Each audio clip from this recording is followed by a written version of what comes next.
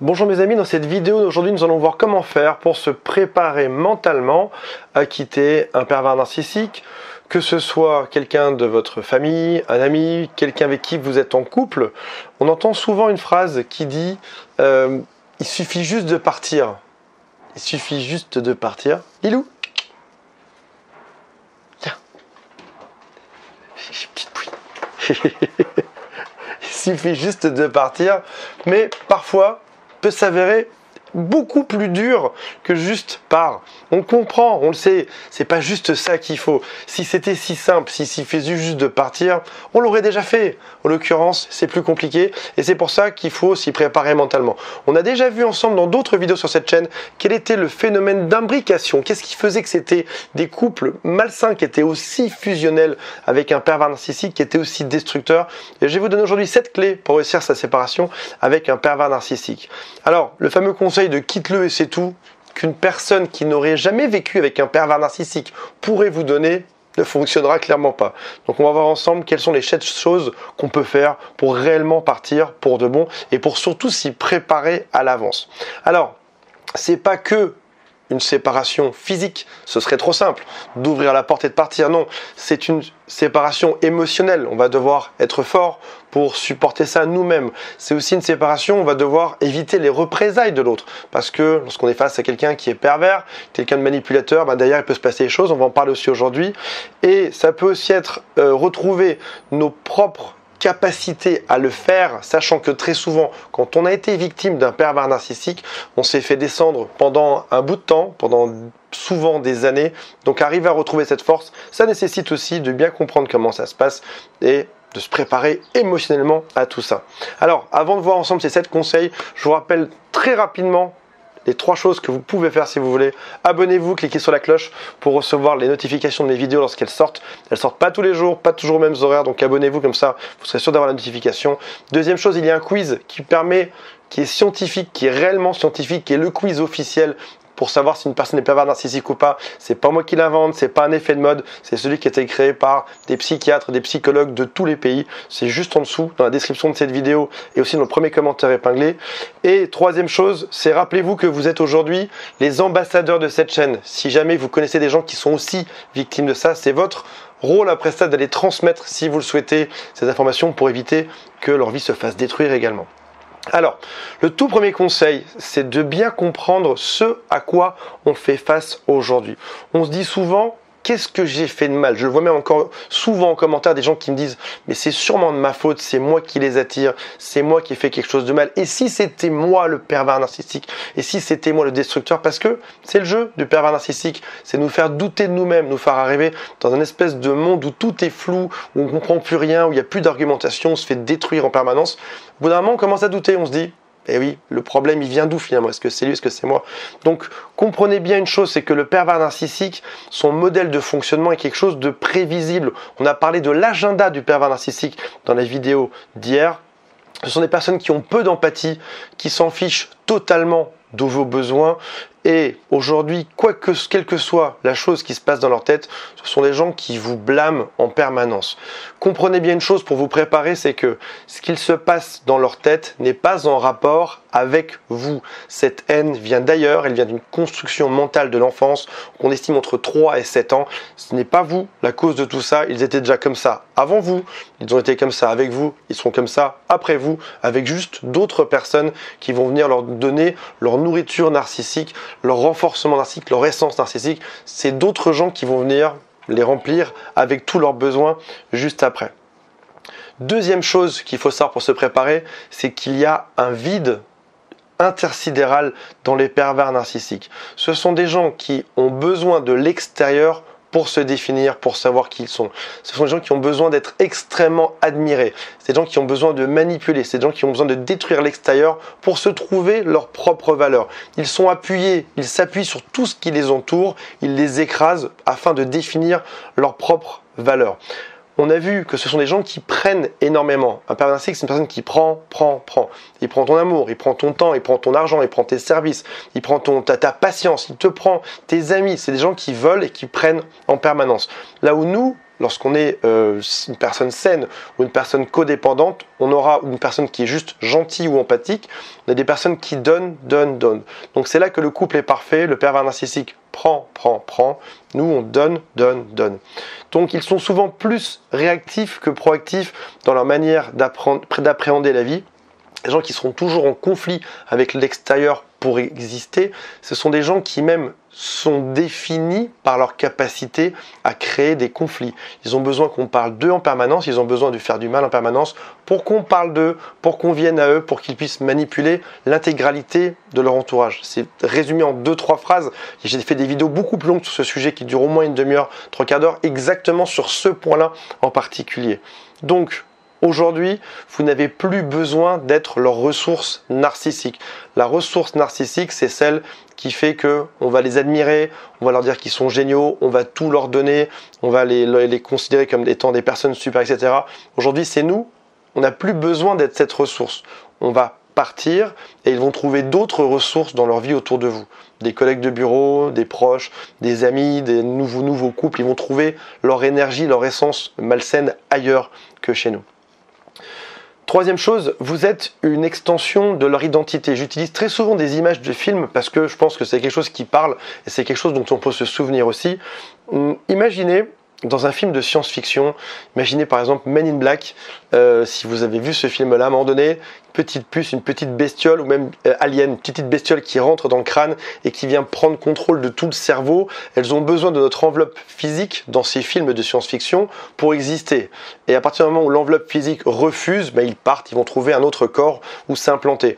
C'est pas très loin de la réalité de ce qu'on peut vivre avec un pervers narcissique parce qu'ils viennent prendre le contrôle de tout dans notre vie. Job, famille, amis, temps libre, ils viennent prendre contrôle de tout et ils nous disent quoi penser, ils viennent aussi nous embrumer le cerveau. Une phrase qui revient très souvent en coaching, c'est « je ne sais plus où je suis comme dans un nuage de fumée, je ne sais plus qui a raison, je ne sais plus qui a tort, je ne sais plus exactement ce que je dois faire » parce que c'est leur truc, ils viennent dans notre crâne, ils s'infiltrent partout, ils prennent tous nos points faibles et après ça ils viennent en profiter. J'en ai aussi parlé dans beaucoup de vidéos plus en détail qu'aujourd'hui. Quatrième point qui est très important pour vous préparer à partir. Donc le troisième, c'est de se dire que plus personne ne va contrôler votre cerveau. Vous êtes une personne unique et de ce fait, personne ne vous dira quoi faire sur Terre. Plus personne. Quatrième point qui est important, c'est se rappeler d'une situation de contrôle en particulier. C'est très important. Rappelez-vous du pire moment ou d'un moment qui est assez significatif dans votre relation avec cette personne pervers narcissique et souvenez-vous-en. Que vous soyez seul aujourd'hui avec un coach ou un thérapeute, rappelez-vous de cet événement. Et si je vous y fais penser, il y en a 1000 qui doivent arriver, rappelez-vous de un en particulier qui vous a choqué. Quel est le jour où le pervers narcissique vous a fait faire quelque chose que vous ne souhaitiez surtout pas faire? Quelles ont été ensuite les émotions qui ont été associées à ça? Est-ce que vous avez eu de la tristesse, de la peine, de la colère, un sentiment d'injustice peut-être que ça se soit passé alors que c'était totalement anormal, de la rage? Quelle était cette émotion associée que vous avez ressentie? Et la dernière question à se poser, c'est qu'est-ce que mes émotions ont voulu me communiquer comme message? Si je ressens de la rage, de la haine, qu'est-ce que mon corps a voulu me transmettre comme information? Vous savez, on dit souvent qu'une personne qui n'est pas capable d'écouter ses émotions, c'est une personne qui peut faire une grosse maladie un jour, un cancer, un burn-out, une dépression, parce qu'on vient mettre du ciment sur nos émotions, alors que les émotions sont les indicateurs de quelque chose qui ne va pas ou quelque chose qui va bien dans notre vie. Admettons que vous soyez au volant d'une voiture, vous avez un tableau de bord, il y a des choses qui clignotent en rouge. Moteur, perte d'huile, pneus dégonflés, etc. Ce sont des indicateurs qu'il ne faut pas sous-estimer et qu'il faut savoir regarder. Donc pensez à l'émotion que ton corps a voulu t'envoyer, quel est l'indicateur, quelle est la petite lumière rouge ou orange que ton corps t'a envoyé et qu'est-ce que tu devrais en faire de ça. Si ton corps te dit il y a injustice, c'est peut-être qu'il faut fuir. Si ton corps te dit je vis quelque chose qui est anormal, c'est peut-être qu'il faut fuir. Si tu as une émotion qui est trop forte et trop négative, c'est qu'il faut savoir le lire et le décoder. Ton corps t'a dit de partir, c'est juste ton cerveau qui t'a dit de rester à la fin. Donc par exemple, pensez à l'agenda du pervers narcissique, on en a parlé il y a 2 vidéos. L'agenda, c'est qu'il a un plan pour nous détruire dans le temps. Quelle est la chose qu'il a faite qui nous a mis en colère? On fait une petite pause, on se dit qu'est-ce que j'ai ressenti? Est-ce que c'était de la détresse, de la colère, de la rage, du stress, de l'injustice. Qu'est-ce que mon corps voulait me dire?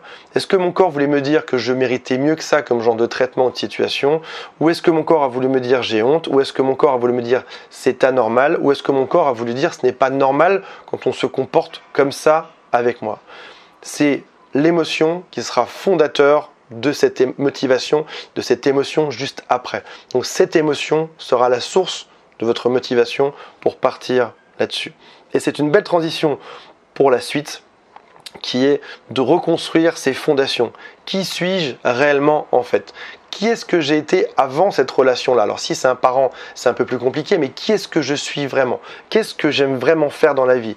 Quels sont mes objectifs? Comment est-ce que je vois ma vie dans quelques mois? Encore une fois, on est 7 milliards sur Terre, mais je suis une personne unique qui a le droit d'avoir ses volontés uniques. Je veux faire des choses, il ne tient qu'à moi de les faire parce que j'ai juste envie de les faire.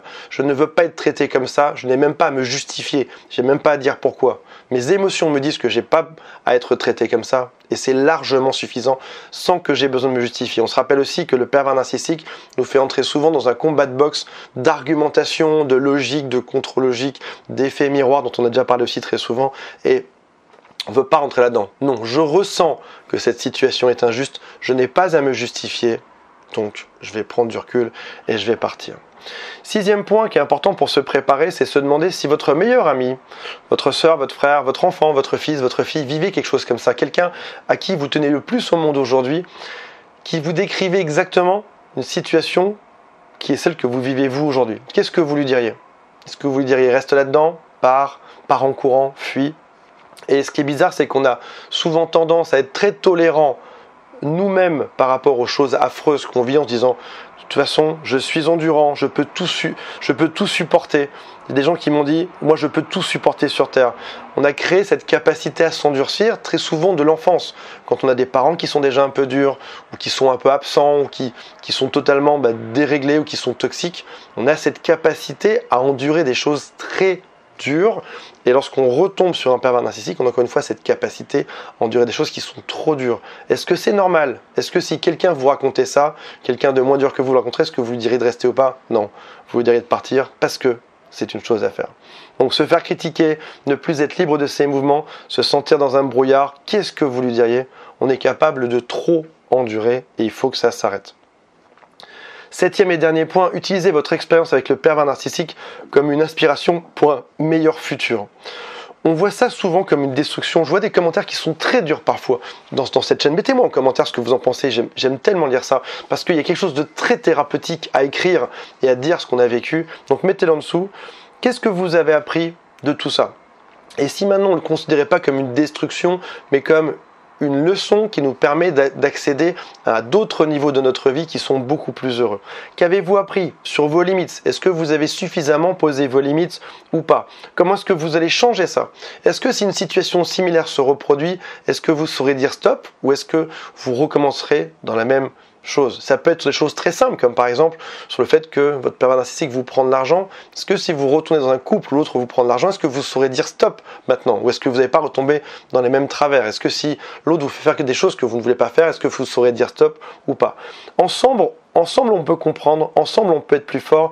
Et je pense qu'il est très intéressant aussi, parce que je suis clairement de l'école des comportementalistes, il est très important aussi de réessayer, de se mettre dans des situations similaires, pas avec des pervers narcissiques, mais même en amitié avec des personnes saines, se mettre dans des situations similaires où on s'entraîne à dire non, on s'entraîne à dire stop.